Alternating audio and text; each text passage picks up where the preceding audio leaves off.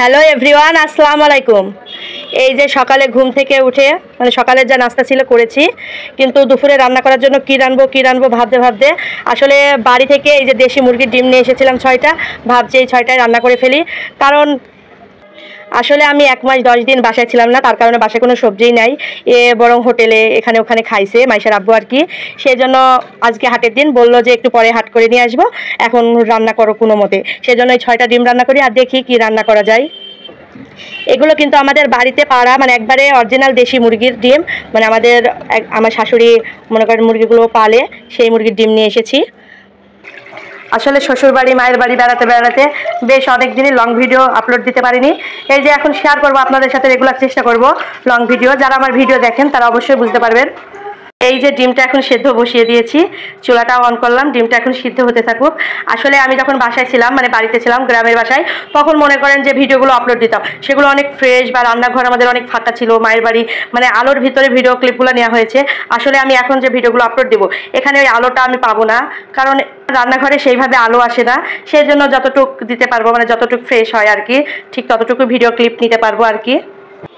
এদিকে ডিমগুলো আমার প্রায় শেষের পথে, এই যে পানিটা প্রায় কমে এসেছে, ডিমগুলো আমার মনে হয় সেদ্ধ হয়ে গেছে। এবার তো চুলাটা বন্ধ করে দিব। এদিকে এই যে ডিমগুলো ছুলে একেবারে পরিষ্কার করে নিয়েছি। আসলে 6টা ডিম সিদ্ধ দিয়েছিলাম, কিন্তু একটা ডিম খোসা ছাড়ছিল না, কেন জানি না, একটু ভেঙে গিয়েছিল, সেজন্য একটা ডিম খেয়ে ফেলেছি। আর কী করবো, এই যে এখানে হালকা একটু হলুদের গুঁড়া দিয়ে দিব, দিয়ে ডিমগুলো একটু সুন্দরভাবে নাড়াচাড়া করে নেব। এই যে ডিমগুলো এখন সুন্দরভাবে নেড়ে নিয়েছি। এদিকে এই যে একটা বাটিতে পাটায় বাটা মশলা, একবারে খাঁটি পিওর বেটে আমি বাটিতে রেখে দিয়েছি। এখানে ঝালের গুঁড়া, হলুদের গুঁড়া, লবণের গুঁড়া সব কিছুই দিয়ে নিয়েছি। মশলাটা এখন রেখে দেবো এইভাবেই। আগে ডিমটা ভেজে নেবো, তারপরে ডিমটা ভুনা করব। অনেক আপুরাই আছেন আমার ভিডিও দেখতে ভীষণ পছন্দ করেন, তাদের প্রতি আমি কৃতজ্ঞ, অনেক অনেক কৃতজ্ঞ ও ভালোবাসা দোয়া রইল। আমি সবাইকে সাপোর্ট দিয়ে পাশে থাকবো। আসলে যারা নন ফলোয়ার আছেন, যারা আমার ভিডিও দেখেন কিন্তু এখনও ফলো করেননি, তারা অবশ্যই আমাকে ফলো দিয়ে আমার পাশে থাকবেন।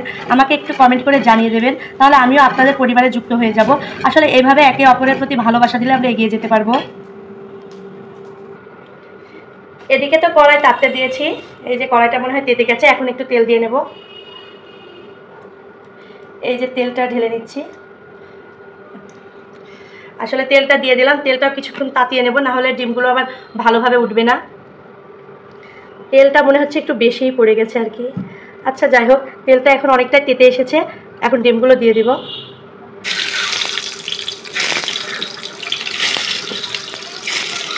আসলে বাড়িতে অনেকদিন থেকে আসলাম তো, তাই এখন আর রান্না করতে ভালো লাগছে না।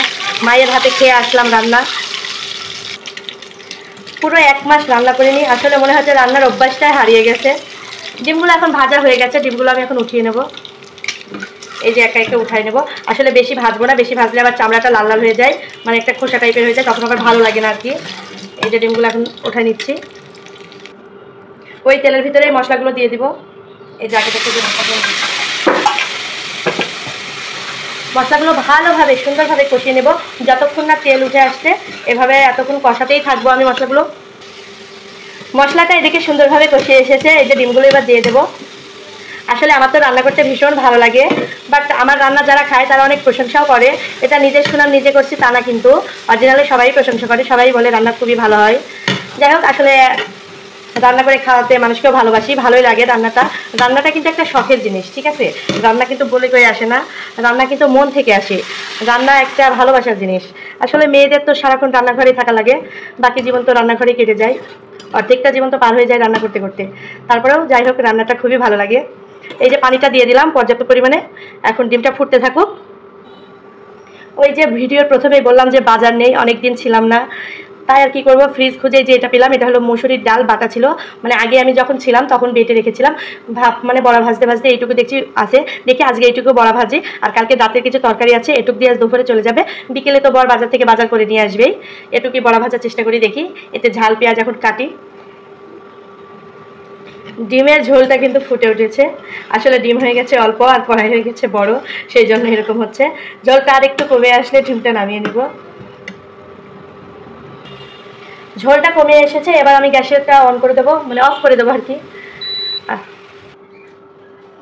এই যে ডিমের তরকারিটা ঢেলে নেব। আসলে আমি কিন্তু ভিডিও করছি বলে যে অন্যদের ভেতরে মনে করেন রং ঢং করে ভিডিও করি তা না।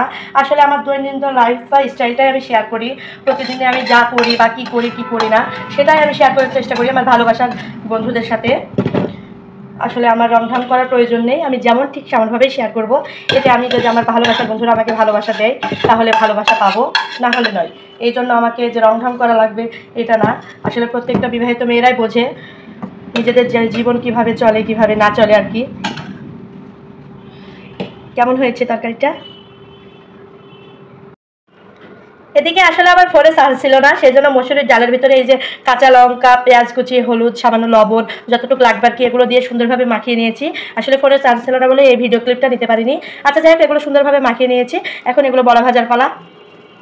কড়াই বসিয়ে দিয়েছি, কড়াইটা গরম হয়ে গেছে। এখন একটু আমি তেল দিয়ে নিব। আসলে অনেক আপুরাই আছেন যে মসুরির ডালের বড়া কীভাবে ভাজতে হয় জানেন না। যারা জানেন না তারা অবশ্যই আমার কমেন্ট বক্সে নক করবেন যদি পুরো ভিডিও দেখতে চান। তাহলে আমি অবশ্যই আপনাদের জন্য চেষ্টা করব পুরো ভিডিও দেওয়ার মসুরির ডালের বড়া ভাজার। যে কোনো রেসিপির জন্যই আপনারা আমাকে নক করতে পারেন, আমার কমেন্ট বক্সে বলতে পারেন যে আপু এটা রেসিপি দাও, ওটা রেসিপি দাও। আমি অবশ্যই চেষ্টা করব আপনাদের মতামত অনুযায়ী রেসিপি তৈরি করার বা তার খাবারের মেনু কীভাবে পুরো ডিটেলস বানানোর প্রত্যেকটা ভিডিও আমি শেয়ার করার চেষ্টা করব। কিন্তু আমাকে কমেন্ট বক্সে কমেন্ট করে আমাকে জানিয়ে দিবেন। আপনাদের প্রতি আমার অনেক ভালোবাসা দোয়া থাকবে। এই যে এভাবে একে একে সবগুলো দিয়ে নিচ্ছি, সুন্দরভাবে দিয়ে নিতে হবে। আসলে হাতের করে একটু করে নিতে হবে, নিতে করে একটু চাপ দিতে হবে কড়াইয়ের উপরে। এভাবে সুন্দরভাবে চাপ দিয়ে দিয়ে জালটা কিন্তু একবারে লো হিটে রাখতে হবে, বেশি জোরে দেওয়া যাবে না, তাহলে পুড়ে যেতে পারে। কিন্তু এদিকে বড়াটা হবে না। এই যে দিয়ে নিচ্ছি। আসলে মসুরির ডালের বড়া গরম ভাতের সাথে কী যে মজা লাগে, যারা খান তারা তো জানেন, অসাধারণ লাগে।